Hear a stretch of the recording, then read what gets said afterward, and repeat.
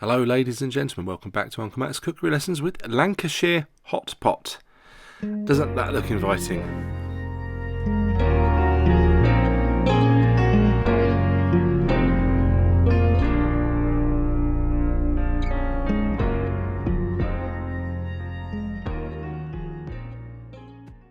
Hello, in this video I'm going to show you how I made this absolutely wonderful Lancashire hot pot. One little change I've made, because I'm still trying to avoid carbs and sugar and stuff like that, is I've used celeriac instead of potatoes on the top. But as I say, it's an absolutely beautiful dish. It's classic for a reason. They all are, because they're really damn good. Anyway, I'm going to go now, and I know that you're going to really like this video. Alright, so there you can see the ingredients lined up on the board. It's not that many, it's quite a simple dish this. Just peeling the carrots and the onions. The carrots are quite large and a bit tough, so, but if you've got younger carrots you don't need to peel them even. Slice the onions with the grain. Now the classic recipe for this, and I'll put the recipe in the description below, wouldn't have carrots and celery, it would just have lamb and onions and potatoes. But you know, I say I'm adding that to it. I don't think anyone's going to be too upset by that, or comment me if you are. And just sort of thinking, what size am I going to cut these carrots? It's not really for presentation. You just want them to cook evenly. It's going to be cooking for a very long time. This is either a stew or a casserole. Take your time. So vegetables done. This is the bit of lamb shoulder I'm using. I've taken a piece on the half a shoulder, that is with the blade attached to it. So I wanted to cook it as a whole piece to really benefit from having that bone there. That's going to add flavour to the meat. And a medium heat for your nice big heavy pot here, because I want to get a really good deep golden brown colour on this lamb. That is going to add a huge amount of flavour and colour to the finished dish. So just take your time there. When you're happy with that, that's great. You've got a bit more fat in the pan, obviously, come out from the lamb, and use about a third of your vegetables at this stage. A little bit of salt will just always help the vegetables to break down, speed up the cooking process. And in with some hardy herbs from my garden. I've got bay, thyme and rosemary. So just soften those vegetables just for a second, get them started. Sit your lamb on top. And now the stock, I'm using chicken stock. You could use lamb stock. It might be a bit too much, or beef stock, vegetable stock even, I suppose. And the amount of stock is it depends on how you're cooking this. My lid, as I said, I'm doing it on the top, I needed to keep checking and adding water to it as the water level was coming down, or the stock level was coming down. After we got to the stage of about just under 3 hours, that's how tender the lamb was. Time to drain the stock, because it's going to have all bits in it, so we want to get those bits out. And you can give the pan a little clean, and there goes, just squish all the flavour out from the vegetables. They've done their job. Thank you very much for that, vegetables. It's time to shred this lamb, and if you weren't sure if it was cooked nicely, that lamb bone just fell out. That's absolutely gorgeous, but it's still really juicy. I hope the pictures do this justice. I'm just going to show you a bit there. Look, that, rather nice, doesn't it? And that winning me, because, well, I deserve it.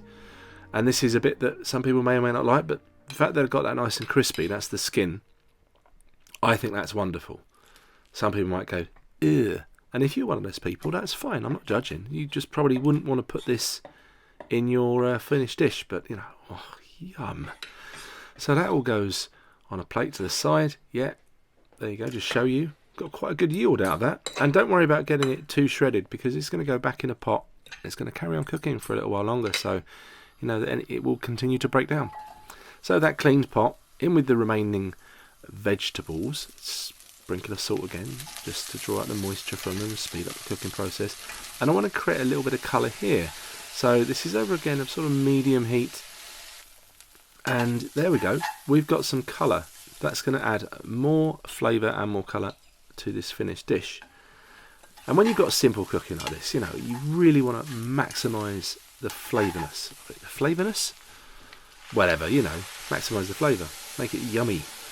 So back in with the stock, and as I say, you can keep adjusting with a little bit of water if you need to for that stock. But you can see how the colour changed in it as well. It really picked up some flavour.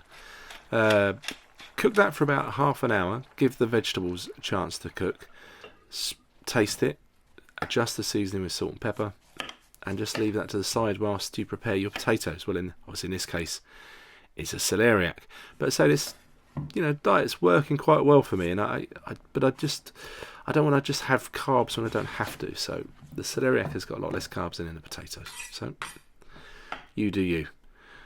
But the results will be the same. So pick a nice sort of size, not too thin, not too thick, for your celeriac or potatoes, and have a look at this now. So if you wanted that to be more of a thickened gravy, you could have added a tablespoon of flour in the second stage of the cooking into the vegetables, stirred it in, and that would have given you a thickened gravy. Or you could use a bit of corn flour, cornstarch at the end, up to you. But I like it like that. I think this dish suits being quite runny, really. Anyway, so got my celeriac on top, bit of oil, salt and pepper, a little bit of picked thyme, into a hot oven, lid off, until it looks beautiful, and then you just double check with your knife. Is it? Yeah, they're cooked, aren't they? Because the knife's going through them quite easily. And then you dish yourself up a bowl, and oh my god, I definitely recommend serving this in a bowl because it's so juicy. And let's have some more of that juice. And anyway, I'm going to hand you over to me for the tasting. Move this out the way. Lancashire hot pot. How is it, I wonder? Well, first of all, let's try it with the celeriac because